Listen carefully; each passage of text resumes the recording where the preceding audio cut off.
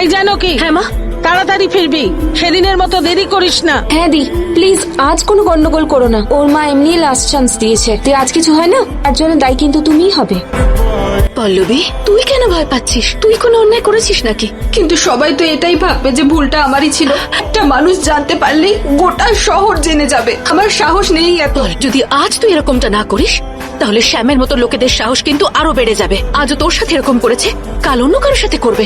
ভুল করেছে ওই শ্যাম, আর ওকে ওর অন্যায় শাস্তি দিতে হবে। পুলিশ স্টেশনে যাব, আর যদি অফিসে গিয়েও সবটা বলি তাহলে কেউ বিশ্বাস করবে না। পল্লবী, তোর বাবাও তোর পাশে থাকবে। তুমি যখন বলছো তখন আমি ফাইল কমপ্লেন করব। হোয়াট? পল্লবী কেমন আছে? পল্লবী খুব ভয় পেয়ে গেছে। আমাদের পল্লবীর জন্য কিছু করা উচিত। আমি কিছু করছি। তুমি কি জানো কি শিওর এটা? ও সবকিছু নিজের চোখে দেখেছি। পল্লবী মিথ্যে বলছে না। Yup. কে তুমি? সিকিউরিটি? ওকে।